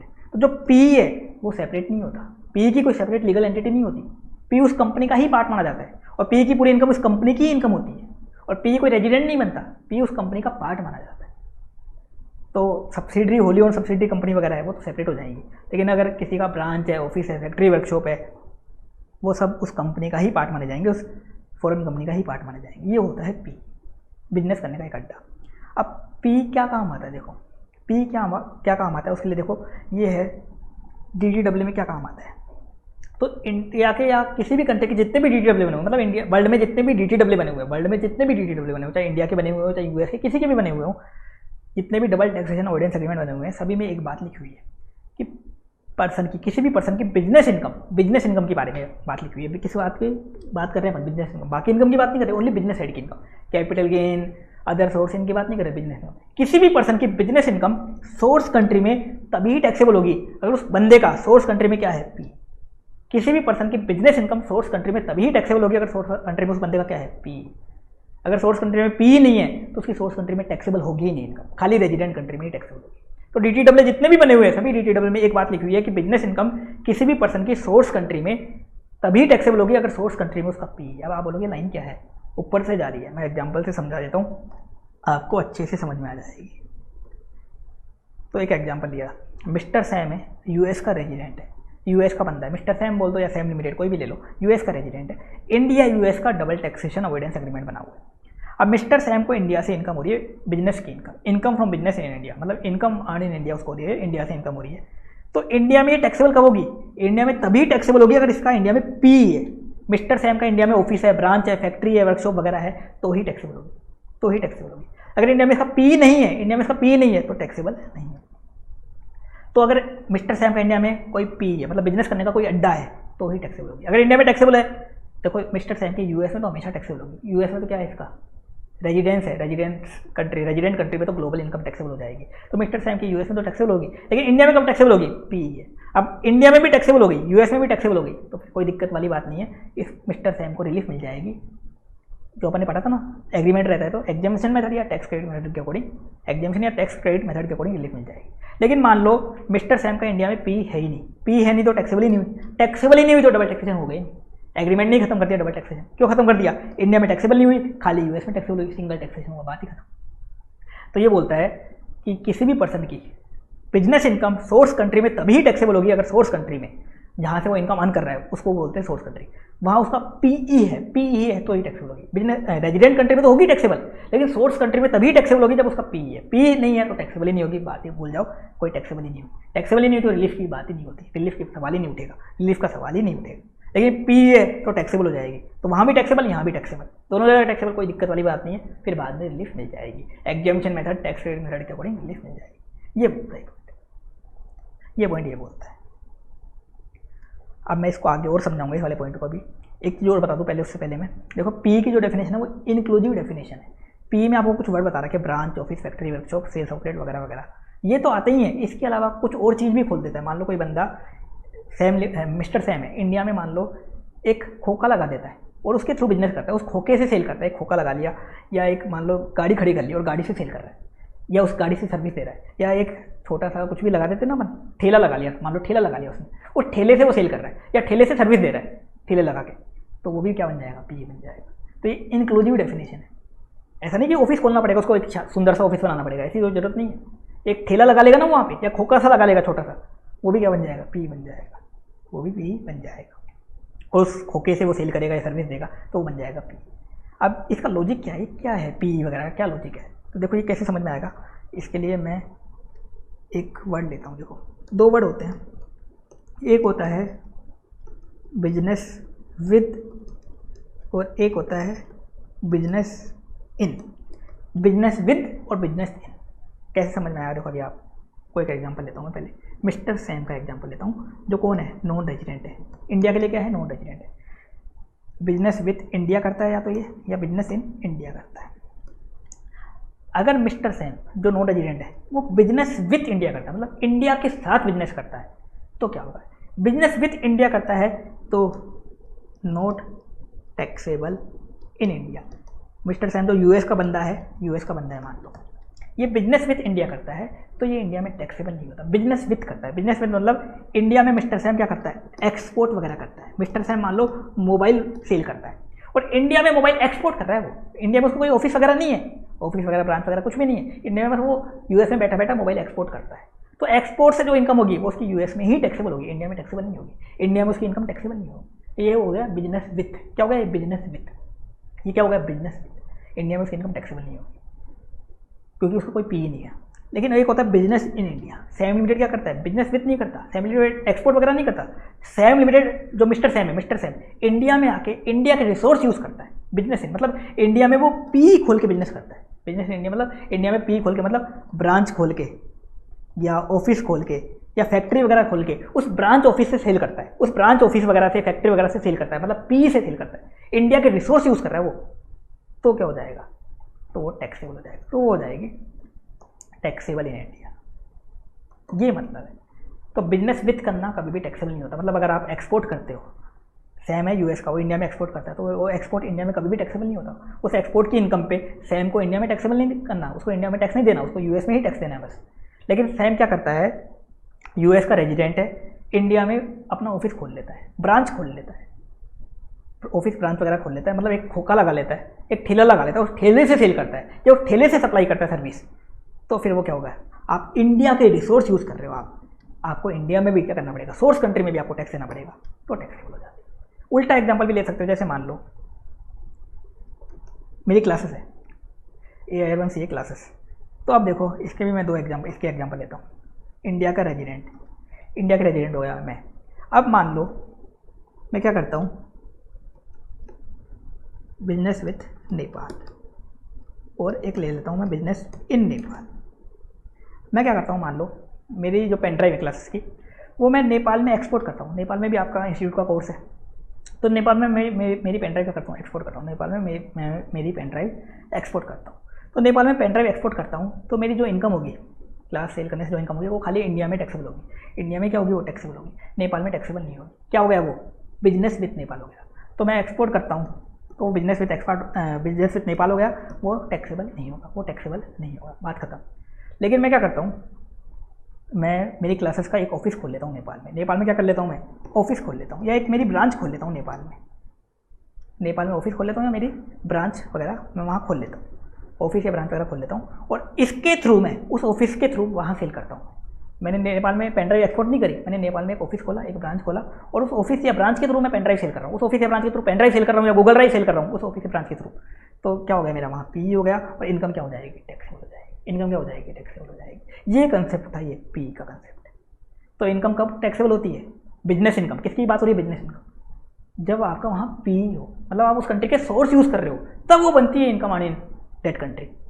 तो अगर सैम इंडिया के सोर्स यूज़ कर रहा है, इंडिया के रिसोर्स यूज़ कर रहा है, तब वो क्या बनती है, इनकम इन इंडिया, तब बनती है। एक्सपोर्ट करना इनकम नहीं होती, एक्सपोर्ट करना इनकम इन इंडिया नहीं होती। अगर मान लो सैम इंडिया में एक्सपोर्ट कर रहा है, तो ऐसा नहीं होगा कि सैम की इनकम होगी। या मान लो एक बंदा है रोहित, इंडिया का बंदा है रोहित, वो टीवी बेचता है, वो यूएस में टीवी बेच रहा है, टीवी एक्सपोर्ट कर रहा है यूएस में, तो उसकी इनकम खाली इंडिया में टैक्सेबल होगी, यूएस में टैक्सेबल नहीं होगी। एक्सपोर्ट करना कभी भी income earn in that country नहीं होता। एक्सपोर्ट करना क्या होता है, एक नॉर्मल चीज़ होती है। एक्सपोर्ट करना बिजनेस विथ में आता है, बिजनेस विथ में, और ये टैक्सेबल नहीं होता, ये टैक्सेबल नहीं होता सोर्स कंट्री में, ये खाली रेजिडेंट कंट्री में टैक्सेबल होता है। बिजनेस इन होता है टैक्सेबल। इन मतलब आप वहाँ के सोर्स यूज़ कर रहे हो, सोर्स मतलब आप वहाँ कुछ अड्डा खोल के, अड्डा मतलब ऑफिस, खोखा, ठेला, ब्रांच, कुछ भी खोल के बिजनेस करते हो, तो वो टैक्सेबल होता है। ये बात थी इस चीज़ की। ये कंसेप्ट आपको अब समझ में आ गया होगा, परमानेंट इस्टेब्लिशमेंट। समझ गए तो अच्छी बात है, नहीं समझे तो आगे और समझ में आ जाएगा डिटेल में क्या कंसेप्ट है परमानेंट इस्टेब्लिशमेंट। ये भी एक जनरल रूल है, जैसे रेजिडेंस रूल, सोर्स रूल होता है ना, ऐसे ये भी क्या है, जनरल रूल है। सभी DTW में ये बात लिखी हुई है, सभी DTW जितने भी बने हुए हैं सब में। और DTW नहीं भी होता तो भी यही फॉलो होता है कंसेप्ट कि आप एक्सपोर्ट करते हो तो टैक्सेबल नहीं होता। जैसे मान लो इंडिया पाकिस्तान का DTW नहीं है, इंडिया का कोई बंदा पाकिस्तान में एक्सपोर्ट कर रहा है, तो उसकी इनकम इंडिया में ही टैक्सेबल होगी, पाकिस्तान में नहीं होगी। ऐसे मान लो पाकिस्तान का कोई बंदा इंडिया में एक्सपोर्ट कर रहा है, तो उसकी इनकम पाकिस्तान में टैक्सेबल होगी, इंडिया में नहीं होगी। ये बात DDAA नहीं है तो भी ये कंसेप्ट लगता है। टैक्सेबल कब होती है? जब उसका PE हो, PE है। DDAA नहीं होता तो PE की जगह अपन इसका वर्ड यूज़ कर लेते हैं बिजनेस कनेक्शन, उसमें फ़र्क ज़्यादा नहीं है। बिजनेस कनेक्शन बोल दो, PE बोल दो, ज़्यादा फर्क नहीं। DDAA होता है तो उसको अपन वर्ड दे देते हैं PE। DDAA में वर्ड इन्होंने यूज़ कर लिया PE। अगर दो कंट्री के बीच में एग्रीमेंट नहीं बना हुआ तो उसको बोल देते हैं अपन बिजनेस कनेक्शन। ये आपको NR टैक्सेशन वाले चैप्टर में पता पड़ जाएगा, NR टैक्सेशन में पता पड़ जाएगा। तो बिजनेस विथ टैक्सेबल नहीं होता कभी भी, बिजनेस इन टैक्सेबल होता, चाहे DDAA हो चाहे नहीं हो, कोई फर्क नहीं पड़ता। एक्सपोर्ट वगैरह करना टैक्सेबल नहीं होता, आपका वहाँ सोर्स होना चाहिए। सोर्स मतलब आपका कुछ अड्डा होना चाहिए वहाँ पे बिजनेस करने का। ये था ये पूरा चैप्टर, मैंने डिटेल में बता दिया। अगर आप इसका मॉड्यूल देखोगे, मैंने एक एक चीज़ बताई है। क्वेश्चन बैंक देखोगे, टोटल क्वेश्चन आपके सोल्व हो जाएंगे। क्वेश्चन में जितने भी स्पेशल पॉइंट थे सारे मैंने यहाँ लिख दिए, इनके अलावा कोई स्पेशल पॉइंट ना कभी आया ना कभी आएगा, सारे मैंने कवर कर दिए। जरूर देख लेना आप, कंसेप्ट चाहे आप कैसे भी पढ़ लो, लेकिन ये स्पेशल पॉइंट जरूर देख लेना। ये स्पेशल पॉइंट सबसे ज़्यादा काम के हैं। क्लास में मैंने सारे क्वेश्चन आपको करवा ही दिए थे। ये चैप्टर थोड़ा लंबा कर लिया अपन ने रिवीजन, लेकिन मैंने डिटेल में आपको करवा दिया ताकि आपकी कोई भी गलती ना रहे इसमें। तो आज के लिए इतना काफ़ी है। Thank you so much. Radhe Radhe.